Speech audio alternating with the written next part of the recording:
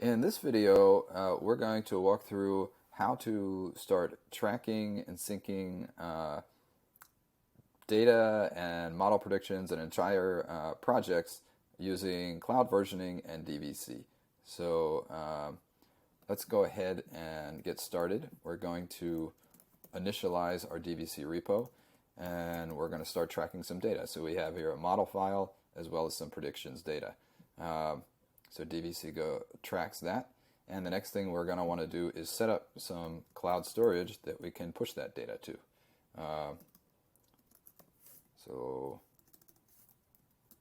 we'll add the S3 location that we want to push our data to, and then we're going to tell DVC that that cloud location is version aware, meaning that DVC will, meaning that versioning has been enabled on the bucket, and DVC will know that and try to use that as much as possible. We can go ahead and push the data to the cloud, and then we can go ahead and track our changes. So what you'll see here is that we have some new files that DVC has added, some internal DVC files, as well as two untracked files that are the things that we DVC added, except with .dvc on the end. So DVC will track these files, or allow you to track these files in Git, while DVC will actually track the underlying data so that you're not pushing large models and data sets and predictions to Git. So we'll go ahead and git add that and commit. And now I'm going to kick off another iteration of model training while we take a look at the data and what we've pushed.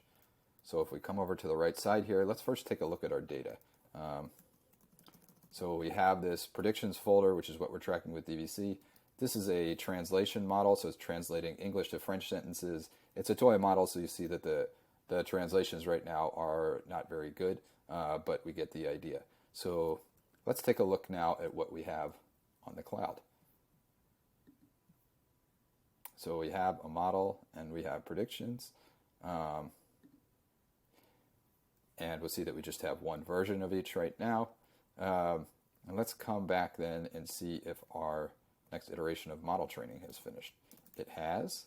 So on the right side here, we'll see that the model prediction has been updated. And on the left side, we can track those changes by checking the status.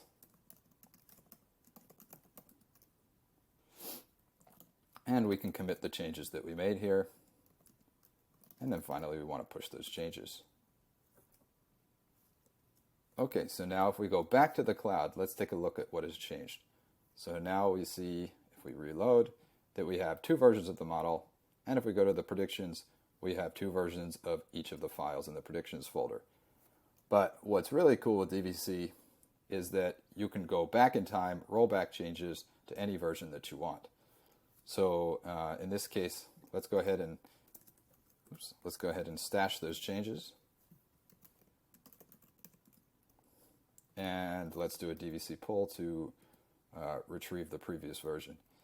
And so now if we look at our predictions on the right, we reload this file, and we see that we've retrieved the previous predictions. And that'll be true, of course, for all of the data and model that we've tracked with DVC here. That's it. Thanks for watching. Thanks for watching. If you enjoyed this product update video, please like and subscribe. Thanks, DV.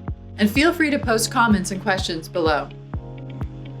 On our YouTube channel, we share videos on product updates, tutorials, and how members of our community use our tools as they solve problems in their domains spanning a wide variety of fields in the machine learning and AI space. Don't miss out on any of it.